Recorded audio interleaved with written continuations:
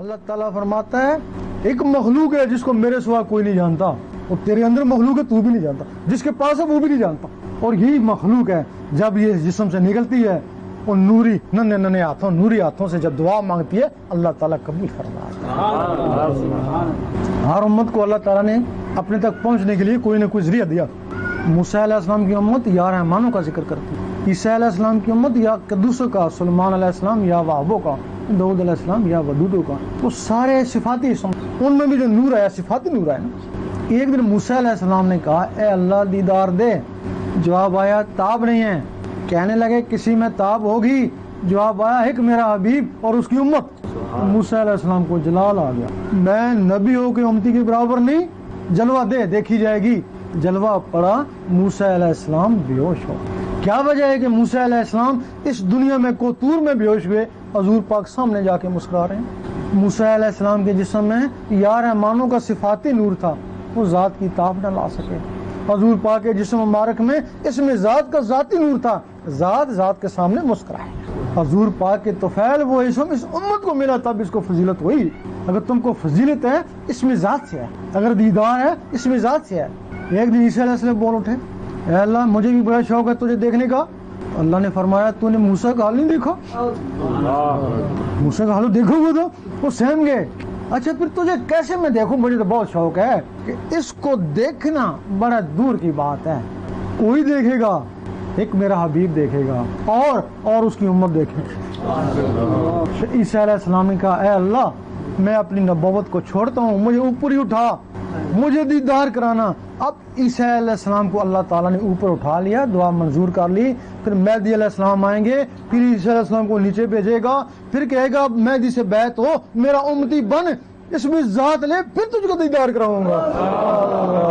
یہی سنا ہوگا نا کہ مہدی علیہ السلام سے بیعت ہو، کیوں ہوں گے؟ نبی ہو گئے اس میں ذات کے لیے، ورنہ نبی کو ضرورت نہیں ہے کسی سے جا کے بیعت ہونے کی، صرف اس میں ذات کے لیے اور اس کے دیدار کے لیے۔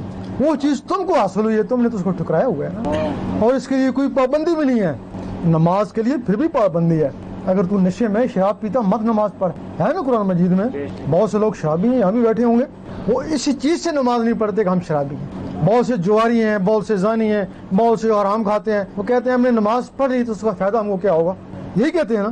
ہاں خام خواہ ٹکرے ہم ماریں گے نا جا کے، رزق حلال جو اندر نہیں ہے تو اس کے لیے تو شرط ہی نہیں ہے۔ اس میں ذات کے لیے اللہ تعالیٰ فرماتا تو جیسا بھی کرتا ہے، شراب ہے شراب پیتا رہے، گناہ ہے گناہ کرتا رہے، رزق حرام کھاتا رہے، اللہ اللہ بھی کرتا رہے۔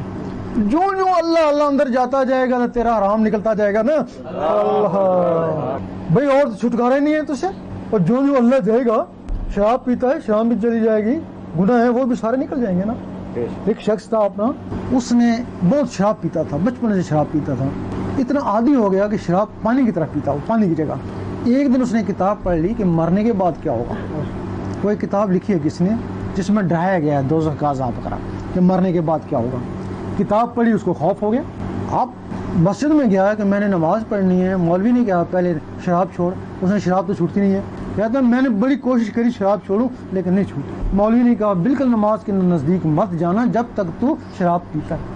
جب مایوس ہو گیا کہ شراب مجھ سے چھوٹتی نہیں ہے تو پھر وہ ادھر آ گیا، کوئی رستہ بتاؤ، میں ہے رستہ گنہگاروں کے لیے یہ رستہ ہی کہ وہ کیسے، یہ اللہ لگ کر طریقہ سکھاتے ہیں کہ شراب پیوں کو خوب پیو، پہلے سے زیادہ پیو، کہنا گناہ ہوگا نہیں، ہم اس کے ذمہ دار ہیں۔ اس نے کیا کیا کہ شراب بھی پیتا رہا اور جو طریقہ اللہ کو بتایا تھا وہ بھی کرتا رہا۔ وہ 20 دن یا 25 دن اس بعد اس کی بیوی آئی، کہنے لگی اب جب وہ شراب پیتا ہے اب اس کو الٹی ہو جاتی ہے۔ اللہ چلا گیا نا اندر، اب اللہ کو کہتے شراب کیا کرے جا کے، پیتا ضرور ہے عادت کے طور پہ لیکن اس کو الٹی ہو جاتی ہے۔ پھر بعد میں 2-3 مہینے بعد آیا، چھوٹی چھوٹی داڑھی بھی تھی، ہمارے ساتھ اسے نماز بھی پڑھی۔ اب انجمن کا بہترین رکن ہے،